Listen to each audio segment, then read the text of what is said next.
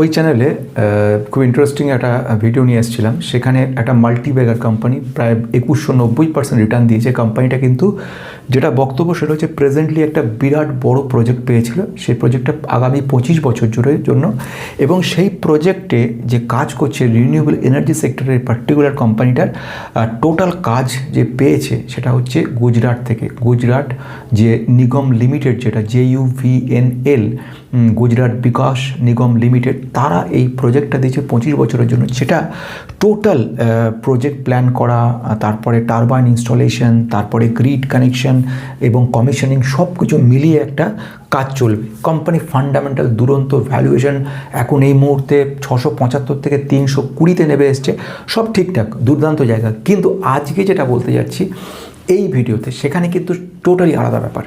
আজ যে কোম্পানির কথা বলছি, কোম্পানিটা কিন্তু কনস্ট্যান্ট পড়ে চলেছে। কোম্পানি আন্ডার ভ্যালুড, সেটা নিয়ে কোনো নো ডাউট, কিন্তু প্রশ্নচিহ্ন আন্ডার ভ্যালু হওয়াটা নয়।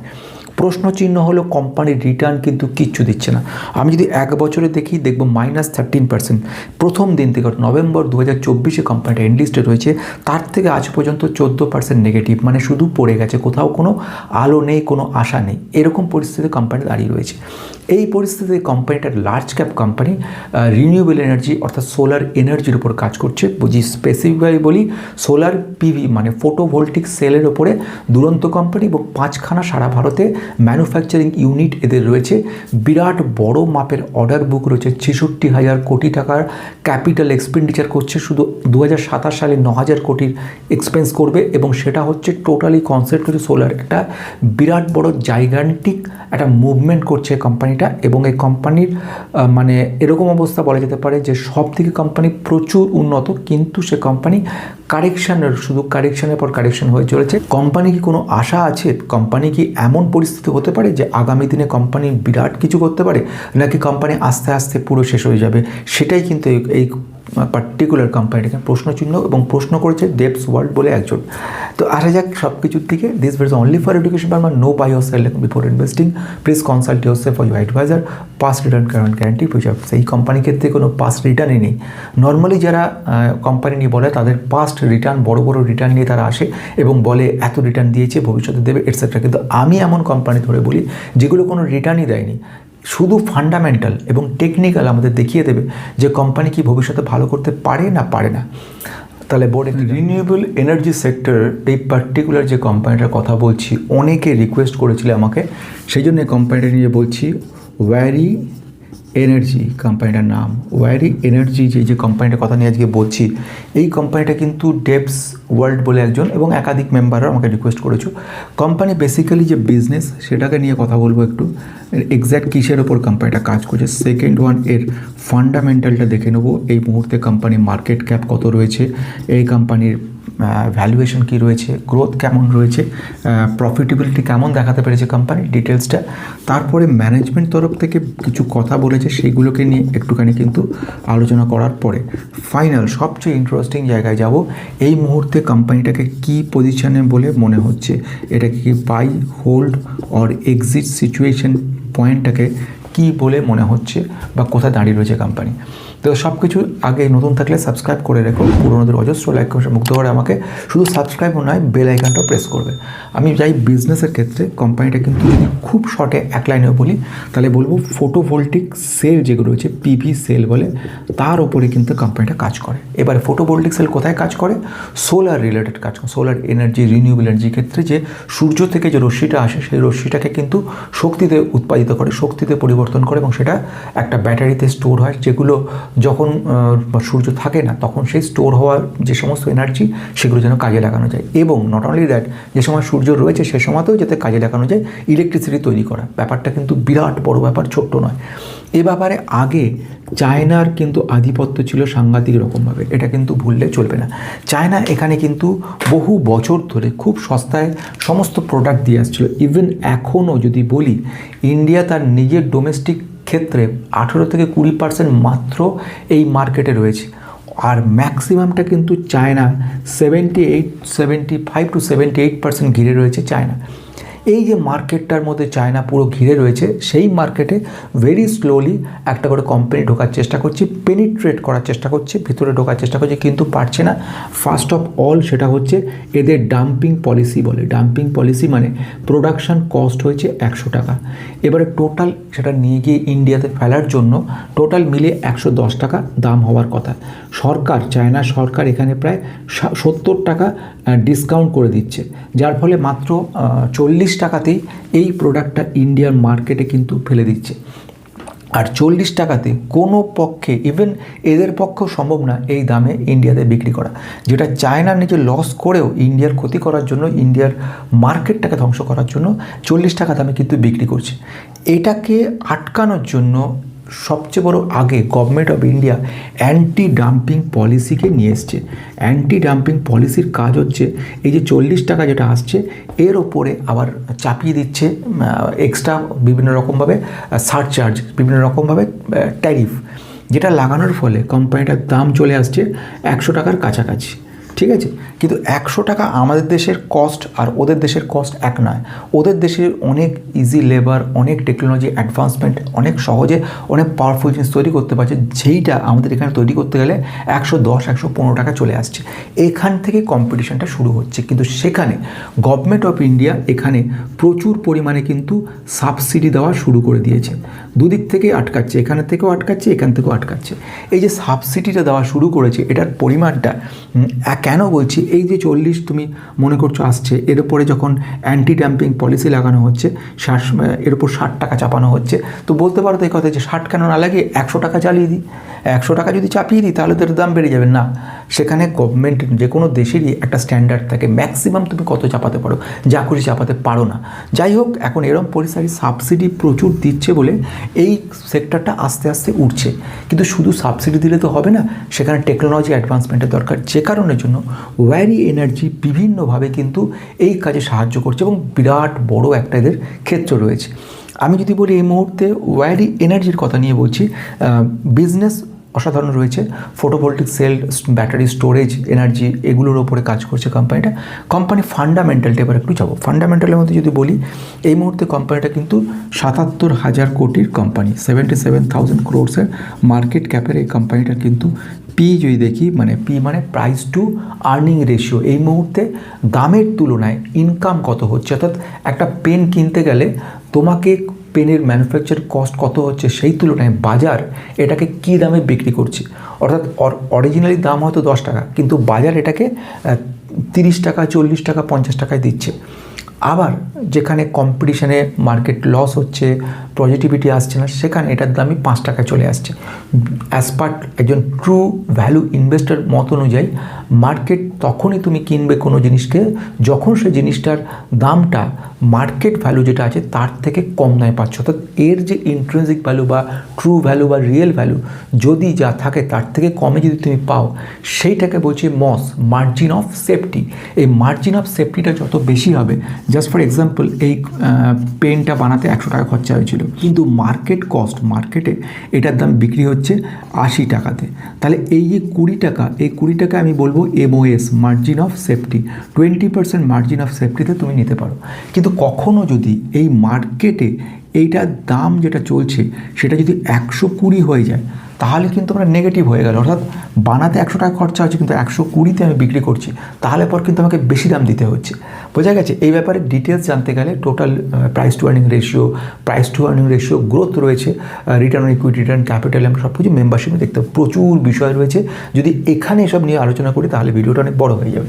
30-এর কাছে রয়েছে, আর যেখানে স্ট্যান্ডার্ড হচ্ছে 32 দাঁড়িয়ে রয়েছে। ঠিক আছে, রিটার্ন অন ক্যাপিটাল এমপ্লয়েড এটা রয়েছে 38 এবং রিটার্ন অন ইকুইটি রয়েছে 32, দুটোই কিন্তু দুরন্ত রয়েছে। 38 রিটার্ন অন ক্যাপিটাল এমপ্লয়েড থাকা মানে কোম্পানির ক্ষেত্রে যথেষ্ট ভালো জায়গা। কোম্পানির ম্যানেজমেন্ট এই মুহূর্তে বলছে যে তার এফিসিয়েন্সি কতটা, এই মুহূর্তে কোম্পানির কী পজিশন আছে, সব কিছু কিন্তু রিটার্ন অন ক্যাপিটাল এমপ্লয়েড বোঝা যায়। শুধু 38 বুঝলে হবে না, কত থেকে কত রেঞ্জ, কোনটা হলে কতটা ভালো, সেগুলো কিন্তু রিটার্ন অন ক্যাপিটাল এমপ্লয়েড বোঝা যায়। সেম ওই রিটার্ন অন ইকুইটি রয়েছে। তাহলে দুটোর পার্থক্য কি সেটা বলেছি, এখানে এসে বলতে গেলে সময় লেগে যাবে। ডেট টু ইকুইটি রেশিও নিয়ে কথা, টু আর্নিং গ্রোথের কথা এই মুহূর্তে কোম্পানি দেখছি 0.12 রয়েছে, তার মানে কিন্তু এটা যথেষ্ট ভালো। 0.19 রয়েছে, সেটা যথেষ্ট ভালো রয়েছে। এবং যদি দেখি ডেপ টু ইকুইটি রয়েছে 0.22 দেখছি। এবং আরেকটা জিনিস বলার রয়েছে প্রফিটেবিলিটি। বিগত 5 বছরে কোম্পানির যদি প্রফিটেবিলিটিটা দেখি, মানে প্রতি বছরে কেমন প্রফিট দিয়ে গেছে কম বেশি অন অ্যান অ্যাভারেজ, সেটা দেখব 143%। এটা অস্বাভাবিক রকম বেশি। অথচ কোম্পানি কোনো রকম রিটার্ন নেই। অদ্ভুত ব্যাপার, দেখো কোম্পানি যদি ইনভেস্টেড থাকো কোনো রিটার্ন নেই, অথচ কোম্পানি প্রফিট দিয়ে যাচ্ছে। মজার ব্যাপারটা বুঝতে পারছো, কোম্পানির সঙ্গে কিন্তু এই স্টকটার সঙ্গে যাকে বলা হয় নাইনসাফি, মানে সেই নাইনসাফিটা হয়েছে। অর্থাৎ তুমি পুরস্কার পাওয়ার যোগ্য। জাস্ট ফর এক্সাম্পল দিচ্ছি, আমি যে পরিশ্রম করছি বছর 5 বছর ধরে, যে পরিমাণ ভিউজ আসার কথা তার অনেক কম ভিউজ আসছে এই মুহূর্তে। এটাকে বলছে পাওয়ার যোগ্যতা ছিল কিন্তু পাচ্ছে না। সেম ওয়েতে এই কোম্পানিটার প্রফিট যখন এতটা বাড়ছে, সেই মুহূর্তে দাঁড়িয়ে থেকেও 143% 5 বছরে প্রফিট দিয়েছে, মানে দুরন্ত কোম্পানি হওয়া উচিত। সেই কোম্পানি কিন্তু আমাদেরকে দেখাচ্ছে রিটার্ন পার্সেন্টেজ তেমন ভালো নেই। বলি কোম্পানির সেলসটা কেমন চলছে। কোম্পানির সেলস 4,476 কোটি ছিল, সেটা বেড়ে হয়েছে 7,932 কোটি। এটা কি কম? বিরাট বড়, বিরাট, প্রায় ডবলের কাছে সেলস বাড়লো। বেশ, আমি যদি প্রফিট বলি, নেট প্রফিট কতটা বাড়লো, অপারেটিং প্রফিট মার্জিনের পর নেট প্রফিট 773 কোটি, যেটা ছিল 773 কোটি, সেটা হলো 892 কোটি। এটা একটা পজিটিভ ব্যাপার দেখতে পারলাম। প্রায় 11-12% প্রফিট বেড়েছে, অথচ কোম্পানিটার কোনো রকম রিটার্ন নেই। এবার আমি যদি বলি সিএফও বাই অপারেটিং মার্জিন যদি বলি, এটা কিসে কাজে লাগে? ক্যাশ ফ্লো অপারেশন যেটা রয়েছে, মানে কীভাবে বোঝাবো, ধরো কোনো কোম্পানিতে তুমি প্রফিট করছো ঠিকই, তুমি লোক দেখাচ্ছ যে দেখো আমার কত প্রফিট হলো, তুমি লোক দেখাচ্ছ আমার নেট প্রফিট এত হলো, সেলস এত হলো, কিন্তু তুমি অরিজিনাল ক্যাশ আসছে কি তোমার, সেটাকে বুঝতে হবে। যদি ক্যাশ না আসে, তুমি শুধু দেখিয়ে যাও বাইরে, তাহলে কিন্তু হবে না। এই জন্য আমার দরকার পড়ে সিএফও বাই ওপি আমাদেরকে দেখাচ্ছে 47%। আমি এটা নিয়ে এখন এখানে বলতে পারছি না, কারণ সময় নেই, শুধু এইটুকু বলতে পারি সিএফও বাই ওপি যেখানে 47 দেখায়, সেসব ক্ষেত্রে চোখ বুঝে ইনভেস্টমেন্ট করার জায়গা থাকে, যদি না আরেকটা পয়েন্ট ম্যানেজমেন্টের বলবো, সেটাকে ঠিকঠাক সার্টিফাই করে। আমি পরে আসছি, সেটাকে আমি স্টার্ট দিয়ে রাখছি, এটা না হলে পরে ভুলে যাব। এই মুহূর্তে 47% আমাদেরকে দিচ্ছে। এবার আসছি ফাইনাল জায়গাতে অর্ডার বুকের পরিমাণ।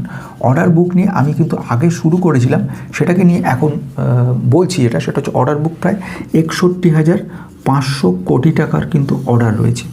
মানে মোটামুটি আমার মার্কেট ক্যাপ টু যদি অর্ডার বুক দেখি, এটা অনেক সময় দেখে, অনেক M cap buy order book দিকে আমরা চেক করি, তাহলে প্রায় কাছাকাছি চলে যাচ্ছে। এটা পজিটিভিটি দেখায়, অফকোর্স পজিটিভ দেখায়। এটা কম হওয়া মানে মনে করতে হবে কোম্পানি আজ তো চলছে কিন্তু আগামী দিনে আর চলবে না, তো এই ব্যাপার দেখায়। এবং কোম্পানির ক্যাপিটাল এক্সপেন্ডিচারটা ম্যানেজমেন্ট যেখানে বলেছে ক্যাপেক্সকে নিয়ে, সেখানে আসছি, ক্যাপিটাল এক্সপেন্ডিচার বিরাট লেভেলে করছে। ক্যাপিটাল এক্সপেন্ডিচারের 30,000 কোটি টাকা মতো, কিন্তু 30,000 কোটি টাকা মতো ক্যাপিটাল এক্সপেন্ডিচার করতে চলেছে আগামী, এটাকে যেটা বলছে কত বছর, এটা মোটামুটি 3 বছর।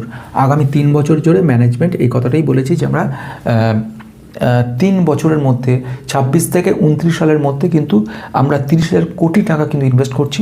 এবং শুধু 2027 সাল, মানে এই যে 26-27-এর মধ্যে এরা বলছে অ্যাপ্রক্সিমেট অ্যামাউন্ট 9,000 কোটি, 9,000 crore কিন্তু আমরা ইনভেস্ট করব। ব্যাপারটা কি আইডিয়া করা যাচ্ছে আমি কি বলতে চলেছি পুরো ব্যাপারটা? এবার এখানে ম্যানেজমেন্ট যে কথাটা বলছে, সবচেয়ে মজার ব্যাপার এখানটা দাঁড়িয়ে রয়েছে। ম্যানেজমেন্ট বলছে আমরা আগামী দিনে খুব বুলিশ রয়েছি, প্রচুর পরিমাণে ইনভেস্ট করছি এবং এই এক্সপেন্ডিচার রাখছি কাজে, টোটালি কনসেন্ট্রেট করছে সোলার এনার্জি রিলেটেড ব্যাপারে। এবং এনাকে প্রশ্ন করা হয়েছিল কনকলের যে স্যার চায়নার যে থ্রেটটা রয়েছে সেটাকে আমরা কীভাবে ওভারকাম করব। বলছে গভর্নমেন্ট থেকে বেশ কিছু সাবসিডি রয়েছে, তাছাড়া আমরা কিন্তু স্প্রেড করেছি, যে স্প্রেড মানে প্রচুর প্রোডাকশন বাড়ছে, মানে আলটিমেটলি সেটা গিয়ে ইম্প্যাক্ট ফেলছে আমাদের প্রফিটেবিলিটিতে। এবং অফকোর্স কম্পিটিশান রয়েছে, আমরা একটা বড় কম্পিটিশানের মধ্যে দিয়ে চলেছি, কিন্তু যে কারণের জন্য একটা লং টার্ম ভিশন আমাদের রাখতে হচ্ছে। 2 বছর 3 বছর নয়, 5 থেকে 7 বছর একটা লং টার্ম ভিশনে আমরা কাজ করব। এবং এটা আমাদেরকে এক্সপেক্ট করছি আমরা যে আমাদের গ্রোথ রেটটা আমরা ভালো রাখবো। এক্স্যাক্ট কত গ্রোথ রেট সেটা এখানে বলেনি, কিন্তু এই পর্যন্ত আমরা জানতে পেরেছি।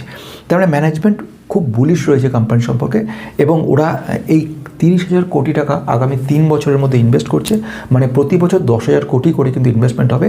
একটা জিনিসকে সহজ বাংলা কথা আমি বাই অ্যান্ড সেলে আসছি, যে কোনো একটা কোম্পানি, বড় ছোট মেজো জানি না, কোম্পানিটা কি থেমে গেছে, বসে গেছে, কোম্পানি এক্সপেন্ডিচার করছে না, ম্যানেজমেন্ট চুপচাপ আছে, কিংবা ফান্ডামেন্টাল উইক রয়েছে?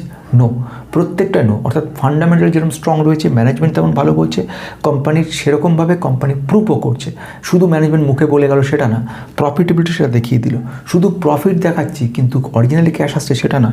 এখানে ক্যাশ অপারেশন যেটা আসছে আমাদের অপারেটিং প্রফিট মার্জিনের সঙ্গে যখন কম্পেয়ার করছি, অর্থাৎ তুমি কি দেখাচ্ছ আর অরিজিনালি ক্যাশ তোমার পকেটে কত টাকা পড়ে আছে, দুটো সেটাকে যদি কম্পেয়ার করি দেখা যাচ্ছে 47% ব্যাপারটা সঠিক, 47% সেটাখানে পজিটিভ ব্যাপার দেখতে পাচ্ছি না। 47% যখন দেখাচ্ছে মানে কিন্তু এটা একটা পজিটিভ। আমি এখানে বলছি না 100 থেকে 80-90% নয়, 80% 90% নর্মালি কোনো কোম্পানির ক্ষেত্রেই হয় না।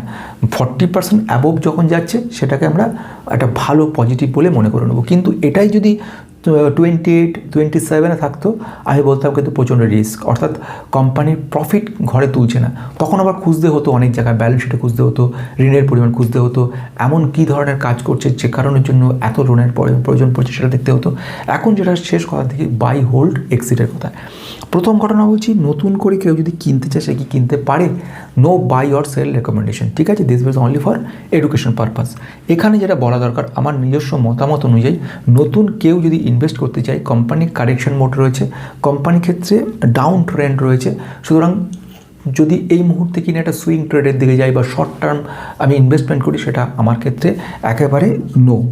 কিন্তু যদি অ্যাকুমুলেশন জায়গায় যাই, অ্যাকুমুলেশন মানে আমি এটা অল্প অল্প করে কিনে যাচ্ছি এবং মোটামুটি এমন রাখছি যে প্রতি 5-8% কারেকশন হলে আমি একটু একটু করে কিনবো, একটা দুটো করে কিনতে যাবো, যদি এটা আমার মোটিভ হয় তাহলে this is the one of the best good company আমার মতে। কারণ এরা লং টার্মে গিয়ে কম বেশি শিওর শট কোম্পানি একটা পজিটিভিটি দেখাবে। আমি কখনো গ্যারান্টি দিচ্ছি না বা এমন কখনো কেউ গ্যারান্টি দিতে পারে না। আমার conviction, this only my conviction that company having huge potential capability that will give you a very good return in future. Company কোনো রিটার্ন দেখাতে পারেনি, মানে যেদিন এনলিস্টেড হওয়ার পর থেকে আজ পর্যন্ত শুধু ডাউন। অথচ সত্যি কি কোম্পানির ডাউন হওয়ার মতো পজিশন রয়েছে? ফান্ডামেন্টালটা বারবার আমাদের কি বলছে, প্রফিটটা কি বলছে, এই মুহূর্তে ঋণের পরিমাণ কোথায় রয়েছে, ভ্যালুয়েশন কোন জায়গায় রয়েছে, রিটার্ন ইকুইটি কি, ক্যাপিটাল এমপ্লয়েড কী বলছে, এই মুহূর্তে সিএফও আমাদের কোথায় গিয়ে দাঁড় করাচ্ছে, ম্যানেজমেন্ট কেন এত টাকা খরচ করছে, এই প্রশ্নগুলোর উত্তর কে দেবে? উত্তর দেওয়ার চেষ্টা করো, কমেন্ট বক্সে লেখো তোমার মতে কী মনে হচ্ছে এটা। আজকের মতো আবার দেখাবে 2-3 দিন পরে।